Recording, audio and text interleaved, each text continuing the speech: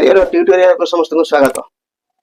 2026 मसीहार भारती कृष्ण गणित प्रतिभा परीक्षा संभाव्य प्रश्न उत्तर मध्य केतोटी प्रश्न समाधान देखंतु। 2 अंक विशिष्ट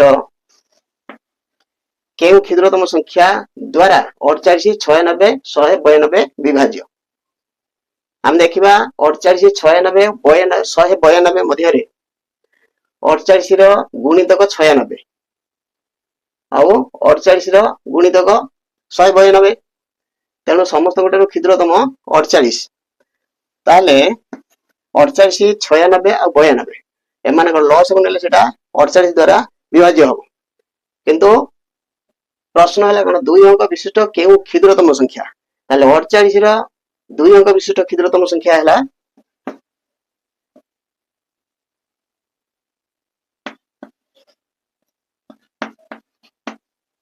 12 चौको 48 4 है 1 अंक 12 है 2 अंक ताले संख्याटी 12। 2 नंबर प्रश्न दुईटी संख्यार गुणफल 270 भागफल 5/6 हेले संख्या द्वय स्थिर कर। जो भागफल अछि 5/6 आमे ताको नबा 5x और 6x गुणफल है 270 5x 6x 270 30x स्क्वायर 270 हेले x square equal to 270 by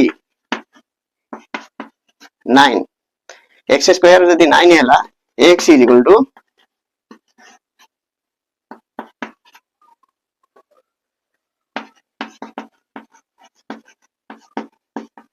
संख्या द्वय 5 गुणन 15 6 गुणन 18 6 गुणन 3 18 अतएव संख्या द्वय 15 एवं 18। 3 नंबर प्रश्न दुईटी संख्या मध्यरु बड़ संख्या सान संख्यार 2/1/4 गुण गस भेला 8 संख्या द्वय स्थिर करिबा। बड़ संख्याटा 2/1/4 गुण बड़ संख्यार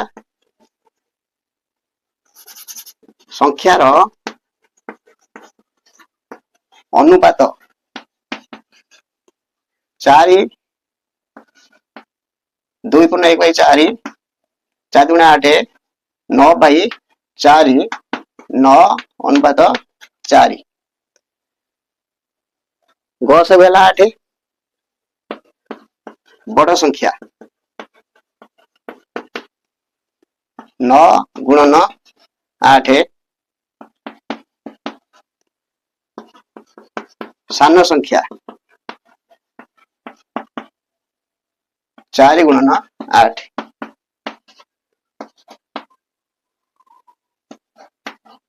संख्या द्वय 72 एवं 32।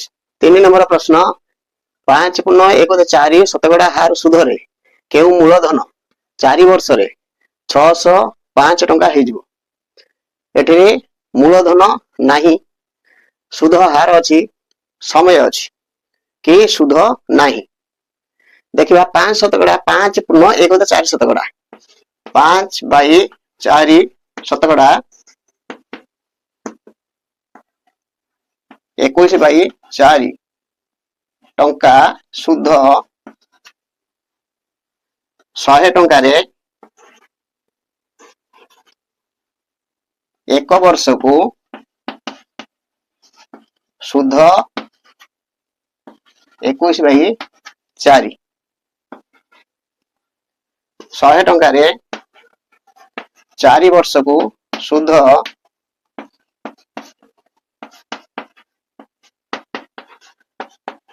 21 टंका 100 टंकार 4 वर्षर समूल सुध